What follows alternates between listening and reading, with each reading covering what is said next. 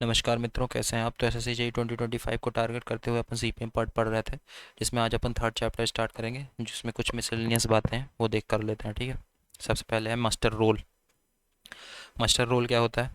It is used for keeping a complete record of attendance, payment made, unpaid wages and work done by daily labour engaged in execution of works. ठीक है। तो master role वो चीज़ है जो complete record रखती है किसका किसका अटेंडेंस का, पेमेंट का, पेमेंट कितना की गई है, अनपेड वेजेस का, कितना वर्क डेली लेबर ने किया है, मतलब कि डेली लेबर जो है वो कितने वर्क में मतलब इंडल्ज था। ठीक है। It is the initial record of labour it is the initial record of labour employed day on work and must be return daily by the subordinate in charge of work. ठीक है। ये initial record है labour का जो कि किसी भी काम में लगाया गया है, और जिसका जो सबॉर्डिनेट इंचार्ज है काम का, वो डेली लिखता है। ठीक है। Master roll consist of 3 part. Master roll में 3 पार्ट होते हैं। सबसे पहले पार्ट 1 को नॉमिनल रोल बोला जाता है। In this part of the master roll full information about the labour employed is recorded and daily attendance of the labour is mark. ठीक है। पहले पार्ट में जिसका नॉमिनल रोल नाम है उसमें पूरी इन्फॉर्मेशन लेबर की रहती है। ठीक है। जिसमें और उसकी डेली अटेंडेंस मार्क की जाती है पहले पार्ट में। पार्ट 2 क्या है? Register of arrears. ठीक है। Register of arrears of wages due to work people. ठीक है। सेकेंड पार्ट में अरेरास का registration, registers of arrear of wages और ड्यू टू वर्क पीपल। ठीक है।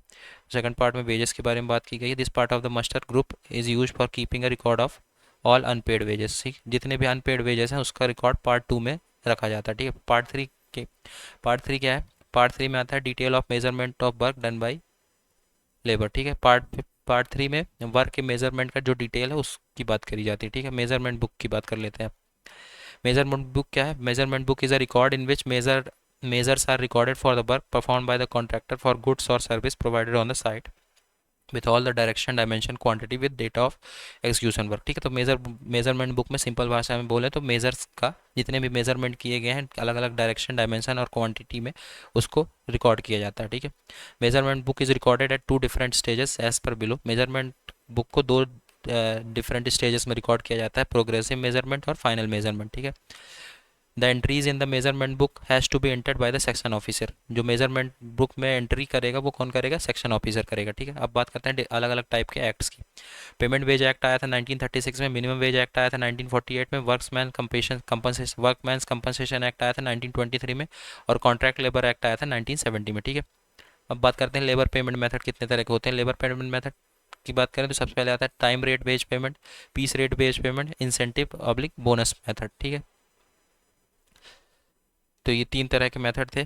लेबर लेबर पेमेंट मेथड में 3 तरह के मेथड थे। Time rate based payment, piece rate based payment और इंसेंटिव या कि बोनस मेथड। ठीक है। अब बात करते हैं साइट ऑर्डर बुक की।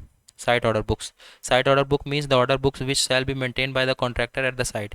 साइट ऑर्डर बुक वो ऑर्डर बुक है जो कि कॉन्ट्रैक्टर मेंटेन करता है साइट पे। ठीक है। It is use for recording instruction given by the executive engineer at site. Site order book का यूज़ किया जाता है जो एग्जीक्यूटिव इंजीनियर ने साइट पे इंस्ट्रक्शन दिए हैं उसको रिकॉर्ड करने के लिए। ठीक है। अब देखते हैं difference between cash inflow and outflow. Cash inflow और आउटफ्लो के बीच डिफरेंस देखते हैं। The difference between cash inflow and outflow is known as net value. ठीक है। कैश इनफ्लो और आउटफ्लो के बीच का जो डिफरेंस है उसको नेट वैल्यू बोलते हैं। In cash outflow to acquire fix asset like property plant and equipment is included but outflow from interest payment is not included. ठीक है। कैश आउटफ्लो में फिक्स्ड एसेट की चीज़ें रहती हैं। ठीक है। In cash outflow to acquire fix asset जैसे प्रॉपर्टी प्लांट एंड इक्विपमेंट को इंक्लूड किया जाता है, but outflow from interest payment को इंक्लूड नहीं किया जाता। ठीक है। Cash inflow from the sale property plant and equipment are included but interest income is not included. ठीक है। कैश इनफ्लो में कैश इनफ्लो जो सेल प्रॉपर्टी से, प्लांट और इक्विपमेंट से, उसको इंक्लूड किया जाता है, लेकिन इंटरेस्ट इनकम को इंक्लूड नहीं किया जाता कैश इनफ्लो में। ठीक है। ये है कैश इनफ्लो और कैश आउटफ्लो। इसमें याद रखना है क्या क्या इंक्लूड किया जाता है और क्या क्या इंक्लूड नहीं किया जाता। ठीक है। इंटरेस्ट पेमेंट नहीं इंक्लूड की जाती, ये ध्यान रखना है। ठीक है। और इंटरेस्ट इनकम इंक्लूड नहीं की जाती इनफ्लो में। ठीक है। आउटफ्लो में interest payment is not included and inflow में interest income is not included. ठीक है। अब बात करते हैं पे बैक मेथड की। पे बैक मेथड क्या है? The method that ignore cash generation beyond period when cash inflow exceeded investment is known as pay back method. ठीक है। The method that ignores cash generation beyond period when cash inflow exceed investment, ठीक है। वो वो method जो कि cash generation अगर एक पीरियड से आगे चला जाए तो इग्नोर कर दे कैश जनरेशन को, ठीक है। The method which ignore cash generation beyond period when cash inflow है, जब कैश इनफ्लो एक्सीड कर जाए इन्वेस्टमेंट को, उसको बोलते हैं पे बैक मेथड, ठीक है। तो the method which that ignores cash generation beyond period, ठीक है, when cash inflow exceeds investment, उसको बोलते हैं पे back method. It is a method of evaluation of project by measuring the time. ये एक मेथड है जो कि प्रोजेक्ट की इवेल्युएशन करता है टाइम को मेजर करके, ठीक है। it will take to recover it will take to recover the initial investment, ठीक है। इनिशियल इन्वेस्टमेंट को रिकवर करने के लिए टाइम लेता है, ठीक है। It will take time to recover initial investment. अब बात करते हैं अकाउंटिंग रेट ऑफ रिटर्न की। Accounting rate of return it is also known as average rate of return, इसको एवरेज रेट ऑफ रिटर्न भी बोलते हैं, ठीक है। Is a financial ratio use in capital budgeting. ये क्या है, इसमें फाइनेंशियल रेशियो को यूज़ किया जाता है कैपिटल बजटिंग के लिए। The ratio does not take into account the concept of the time value money. ARR calculates the return generated from the net income of the proposed capital investment, ठीक है। ARR जो accounting rate of return या कि average rate of return है, वो calculate करता है return जो कि जनरेट होता है कहाँ से, net income of the proposed capital investment से, ठीक है। ARR जो एवरेज रेट ऑफ रिटर्न है या कि अकाउंटिंग रेट ऑफ रिटर्न, वो क्या है, एक परसेंटेज रिटर्न है, ठीक है। फिर आता है internal rate of return. Internal rate of return क्या है, it is a method of calculating an investment rate of return. The term internal rate of return एक मेथड है इन्वेस्टमेंट रेट ऑफ रिटर्न को कैलकुलेट करने के लिए, ठीक है। It is a method of calculating an investment rate of return, ठीक है। तो जो इंटरनल रेट ऑफ रिटर्न है, क्या क्या मेथड है, इंटरनल रेट ऑफ रिटर्न एक मेथड है, किसका मेथड है, इन्वेस्टमेंट रेट ऑफ रिटर्न का एक मेथड है, ठीक है। The term interval refers to the fact that the calculation exclude external factor, ठीक है। ये टर्म इस फैक्ट के बारे में बात करता है कि मतलब कि इंटरनल रेट ऑफ रिटर्न में जो एक्सटर्नल फैक्टर है उसको एक्सक्लूड कर देता है, ठीक है। तो दिस टर्म इंटरनल, यहाँ पे इंटरवल जो लिखा है, this term internal rate of return refers to the fact that the calculation exclude external factor, जैसे कि रिस्क हो गया, फ्री रेट हो गया, इन्फ्लेशन हो गया, कॉस्ट ऑफ कैपिटल हो गया और फाइनेंशियल रिस्क, ठीक है। फिर आता है, ये हो गया इंटरनल रेट ऑफ रिटर्न। फिर आता है बिल्ड ऑपरेट ट्रांसफर, ठीक है। बिल्ड ऑपरेट ट्रांसफर क्या है, build operate transfer is a contract Build operate transfer contract is a model used to finance large project, typically infrastructure project developed through a public and private transfership, ठीक है। Build operate transfer जो contract होता है वो एक model है जिसको large project के लिए यूज़ किया जाता है, ठीक है। Typically infrastructure projects develop through public and private, typically जो इंफ्रास्ट्रक्चर प्रोजेक्ट्स होते हैं और जो कि पब्लिक और प्राइवेट पार्टनरशिप में मिलकर बनाए जाते हैं, ठीक है। बिल्ड ऑपरेट ट्रांसफर का सिंपल सा मीनिंग ये है कि बिल्ड करेंगे, ऑपरेट करेंगे और ट्रांसफ़र कर देंगे अपने कस्टमर को, ठीक है। Build operate transfer projects are normally large scale के होते हैं, ठीक है, ये अपने बात किया ही। Green field infrastructure project that would otherwise be financed, build and operate solely by the government, ठीक है। ग्रीन फील्ड इंफ्रास्ट्रक्चर जैसे प्रोजेक्ट है वो बिल्ड ऑपरेट ट्रांसफर का ही एक एग्जाम्पल है, ठीक है, जो कि मतलब कि बिल्ड किया गया, ऑपरेट किया गया और ट्रांसफ़र कर दिया गया, ठीक है, बाय द गवर्नमेंट। फिर आता है classification of construction planning. Construction planning को दो तरह से क्लासीफाई किया जाता है, सबसे पहले owners planning and contractors planning, ठीक है। तो ओनर प्लानिंग्स में देख लेते हैं। ओनर प्लानिंग्स में दो स्टेप्स हैं, pre tender planning and post tender planning. Pre tender planning क्या होता है, the planning undertaken by the contractor after receipt of tender notice and before submitting the bid is pre tender planning, ठीक है। Pre tender planning क्या है, the planning undertaken by the contractor, कब, after receipt of the tender notice, tender notice के receipt के पहले और bid को सबमिट करने के बाद, ठीक है। इसको बोलते हैं pre tender planning. Pre tender planning जो है वो एक अंडरटेकिंग है जो कि कॉन्ट्रैक्टर लेता है, कब, टेंडर नोटिस के रिसीट के पहले और बिड को सबमिट करने के बाद, ठीक है। फिर आता है post tender planning. Post tender planning क्या है, a practice the public sector use to negotiate better term after receiving formal tenders and before awarding contractors, ठीक है। तो पोस्ट टेंडर प्लानिंग वो एक प्रैक्टिस है जो कि पब्लिक सेक्टर यूज़ करती है नेगोशिएशन के लिए, ठीक है। कब? After receiving formal tender receive करने के बाद और कॉन्ट्रैक्ट अवार्ड करने के पहले, ठीक है। तो पोस्ट टेंडर प्लानिंग कब होती है? कॉन्ट्रैक्ट अवार्ड करने के पहले और फॉर्मल टेंडर रिसीव होने के बाद, ठीक है। फिर आते हैं कॉन्ट्रैक्टर प्लानिंग। कॉन्ट्रैक्टर्स प्लानिंग भी दो टाइप की होती है, pre contractor planning and post contractor planning, ठीक है। तो अभी तो बात चल रही थी ओनर्स की प्लानिंग की, अब बात करते हैं कॉन्ट्रैक्टर प्लानिंग की, ठीक है। कॉन्ट्रैक्टर प्लानिंग भी दो तरह की होती है इसी तरह, pre contractor planning and post contractor planning. अब कुछ की पॉइंट्स की बात कर लेते हैं। ISO 9000 में क्या है? ISO 9000 is defined as set of international standard on quality management. ये क्वालिटी मैनेजमेंट का एक एक एग्जाम्पल है, एक कोड है, ठीक है। इंडियन स्टैंडर्ड क्वालिटी का एक मार्क है, ट्रेडमार्क है। Quality management and quality assurance develop to the help companies effectively document the quality system elements needed to maintain the effective efficient quality system, ठीक है।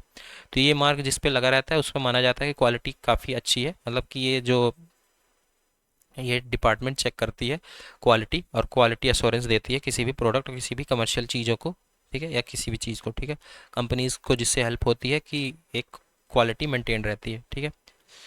The form used in public work for measurement book is form 23 use किया जाता है public works for measurement book में, ठीक है। तो public works for measurement book के लिए फॉर्म 23 यूज़ हुआ किया जाता है। अब बात करते हैं लॉग बुक की। लॉग बुक क्या है? Construction log book means document entitled Disney Bodovi in Polish provided by the employer to the contractor at the commencement, the responsibility of the contractor, ठीक है। लॉग बुक जो है वो employer employer देता है contractor को काम खत्म होने के बाद, ठीक है। Provided by the employer to the contractor at the commencement and it is the responsibility of the log book जो है वो कॉन्ट्रैक्टर की रिस्पॉन्सिबिलिटी होती है, तो ठीक है। फिर आता है mobilisation advance payment. The mobilisation advance is a monetary payment made by the client to the contractor. Mobilisation advance payment एक मॉनेटरी पेमेंट है जो कि क्लाइंट कॉन्ट्रैक्टर को करता है इनिशियल एक्सपेंडिचर के लिए in respect of side mobilisation, ठीक है। And a fair proportion of job overheads और preliminary mobilisation of advance payment reduces contractors need for working capital, ठीक है। तो क्लाइंट जो इनिशियली पैसा देता है कॉन्ट्रैक्टर को इनिशियल एक्सपेंडिचर के लिए, साइट मोबिलाइजेशन के लिए और अलग अलग चीज़ें के लिए, उसको बोलते हैं मोबिलाइजेशन एडवांस पेमेंट, ठीक है। फिर आता है Fulkerson rule. It is use for numbering events. ये अपन ने पहले भी देखा है फुलकर्सन का पूरा रूल, ठीक है। इन इवेंट्स को नंबरिंग करने के लिए यूज़ किया जाता है। Involve in the project scheduling network. Every activity in a network is given name और symbol. The events are represented by circle at the beginning and at the end of activity. Beginning और end में जो event है उसको circle से represent किया जाता है एंड और नंबर असाइन किया जाता है। Numbering of event help in drawing the network correctly. Numbering जो है वो ड्राइंग को करेक्टली ड्रॉ करने में हेल्प करता है वो नंबरिंग सिस्टम, ठीक है। Number should be so assign to the event that they reflect logical sequence of event in network. Number जो है वो ऐसे असाइंड होने चाहिए ताकि वो एक लॉजिकल सीक्वेंस शो करे नेटवर्क में, ठीक है। इन फ्रेगेशन percentage unit system the circle is divided into 8 parts. फ्रेगेशन परसेंटेज यूनिट सिस्टम में जो सर्कल है वो 8 पार्ट में डिवाइडेड होगा, ठीक है। अब एक नोट है वो देख लेते हैं। Note Hungarian method, assignment problem, Johnson's rule, scheduling jobs, simplex method, linear programming, ठीक है। तो ये अलग अलग मेथड है अलग अलग चीज़ों के लिए, ठीक है। तो हंगेरियन मेथड यूज़ होता है असाइनमेंट प्रॉब्लम्स में, जॉनसन्स रूल्स शेड्यूलिंग जॉब्स में and simplex method linear programming में, ठीक है। अब बात करते हैं लॉजिक स्प्लिटर की। It is used in critical path network when two concurrent activities are followed and preceded by same activity, ठीक है। लॉजिक स्प्लिटर एक क्रिटिकल पाथ नेटवर्क है जब दो कॉन्करेंट एक्टिविटीज़ को जो दो कॉन्करेंट एक्टिविटी को सेम एक्टिविटी फॉलो करे और प्रिसीड करे सेम एक्टिविटी, ठीक है। Followed and preceded by the same activity, ठीक है। And it is a critical path network. फिर बिल्ट और ऑपरेट ट्रांसफर, अभी अपन पढ़ के आए built operate transfer. Under BOT model a private player is granted a concession to finance build and operate a project for a specified period of time, ठीक है। इसमें एक प्राइवेट प्लेयर को, एक प्राइवेट कंपनी को एक कंसेशन ग्रांट किया जाता है फाइनेंस पे, ठीक है, ताकि वो बिल्ड एंड ऑपरेट कर सके project for specified period of time 20 to 30 years का कंसेशन दिया जाता है with the developer recouping the investment by ways of user charge tolls charged from a customer using the facility and thereby taking on a certain amount of financial risk। ठीक है, तो build operate transfer का अगर अपन toll से समझे तो government दे दी किसी को कॉन्ट्रैक्ट कि आपको टोल बनाना है, ठीक है, और उसमें जो उसका जो पैसा होगा वो जो प्राइवेट में लेंगे, उसमें कैसे लेंगे, वो टोल से जो पैसा आएगा, टोल से जो चार्ज आएगा, वो प्राइवेट वाले अपना चार्ज उससे निकालेंगे। ठीक है, तो यही होता है बिल्ड ऑपरेट ट्रांसफ़र। ठीक है, तो बिल्ड ऑपरेट ट्रांसफ़र ऐसा होता है कि जैसे टोल प्लाजा को उन्होंने बिल्ड किया, ठीक है, फिर ऑपरेट किया, उसको ऑपरेट करने के बाद टोल प्लाजा से जितना भी पैसा हुआ अपना ले लिया, और फिर जब इनका पैसा पूरा होगा तो ट्रांसफ़र कर दिया। ठीक है, इसमें काफ़ी रिस्क भी रहता है, पर ये भी एक मेथड है। ठीक है, फिर आता है mobilisation advance payment. Mobilisation advance payment is a monetary payment made by client to contractor for initial expenditure in respect of site mobilisation fair proportion of job overhead और प्रीलिमिनरीज। वही अभी अपन ने मोबिलाइजेशन एडवांस पेमेंट देख के आए। ठीक है, वही चीज़ है कि इनिशियल पेमेंट होती है जो क्लाइंट कॉन्ट्रैक्टर को करता है इनिशियल एक्सपेंडिचर के लिए in respect of site mobilisation fair proportion of job overhead preliminaries के लिए। The concept of mobilisation advance payment came in to begin being with the objective of overcoming financial difficulties of the small and medium scale contractor। Mobilisation advance payment का concept इसलिए आया था ताकि जो small और medium scale contractor हैं उन पे फाइनेंशियल डिफिकल्टीज इतनी ना पड़े, इसलिए क्लाइंट पहले ही पैसा उनको एडवांस में कुछ दे दे ताकि वो इनिशियल एक्सपेंडिचर को अपने संभाल सकें। ठीक है, फिर लॉग बुक क्या है? It is day to day record of all activities. Log book में डे टू डे रिकॉर्ड रखा जाता है सारी एक्टिविटीज़ का ऑन द कंस्ट्रक्शन साइट पे प्रिपेयर किया जाता है और मेंटेन किया जाता है कॉन्ट्रैक्टर के द्वारा। ठीक है, it is provided by the employer to the contractor. Log book अपन ने उधर भी देख के आए हैं अभी, दिस वन। ठीक है, तो वही चीज़ है, डे टू डे रिकॉर्ड रखता है कंस्ट्रक्शन साइट पे सारी एक्टिविटीज़ का। ठीक है, और प्रिपेयर और मेंटेन किया जाता है कॉन्ट्रैक्टर के द्वारा। पूरी पूरी रिस्पॉन्सिबिलिटी जो होती है कॉन्ट्रैक्टर की होती है और इसको एम्प्लॉयर के द्वारा दिया जाता है कॉन्ट्रैक्टर को। ठीक है, it is provided by the employer to the contractor. ठीक है, तो यहाँ पे अपना CPM पार्ट चैप्टर कंप्लीट होता है। Okay, so thank you so much.